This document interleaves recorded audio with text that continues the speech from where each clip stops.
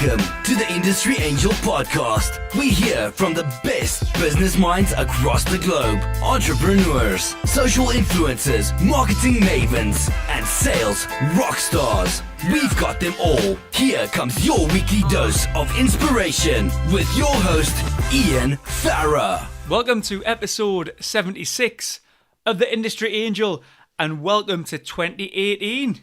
So this year feels, for me, very different, and I can't quite put my finger on it. I don't know. I'm pretty certain this year is going to be great. For a lot of companies, feeling really positive.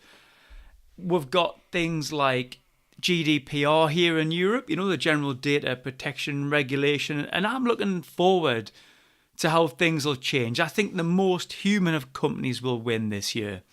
You know, we're getting sick of being pushed through funnels and multiple email stages. I've noticed a lot of auto emails coming through LinkedIn of late, promising all matter of amazing leads and guaranteed new clients. You know, I have fun with these guys. I send pictures of me doing some crazy stuff, and I get no response. And it just proves that no one's like listening. They're just pushing you through the next stage, to the next message pop up. So the most human of companies will win. Tech's not changing us, it's exposing us. And you've probably heard the word authentic quite a lot, and I seem to can't stop using it, and I know it can be quite cliche, but it is. You know, we need to get real, we need to get authentic. I think live video is certainly going to be a tool that's used a lot more in 2018. You've noticed we're doing it now on some of the live shows, which is great. But I've noticed it on the likes of LinkedIn, you know. They've got native video now, and if you use it, great, as long as the content's meaningful, but also push the button, go for it. It can be quite nervous, but just do it. Why not? You've got some great content there, so this could be your year for going live and doing a lot more video.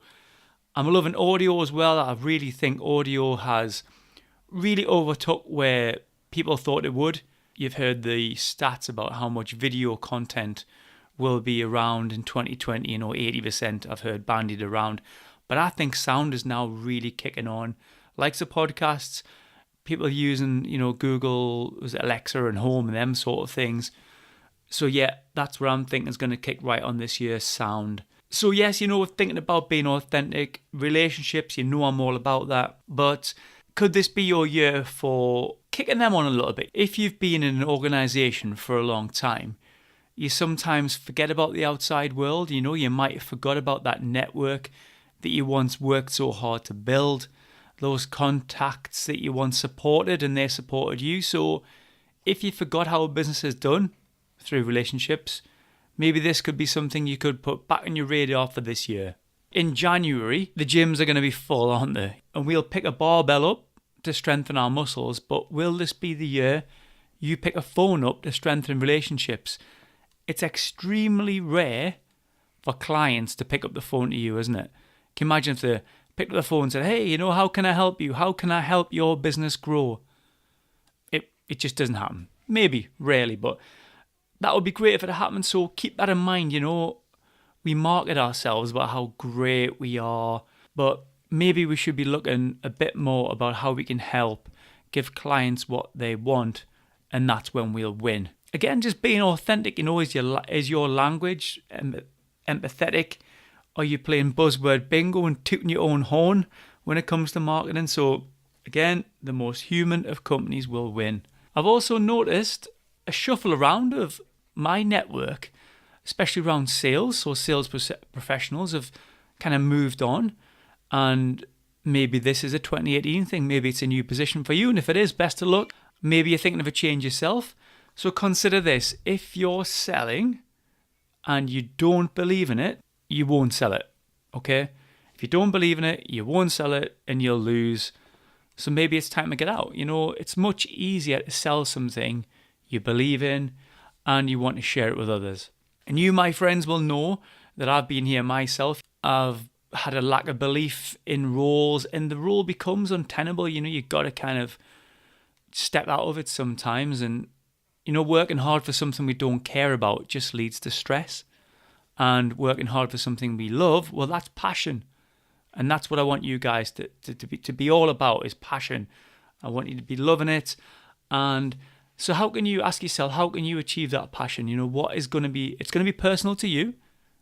We can't tell each other. It's like, what is success like for you? It's different to me.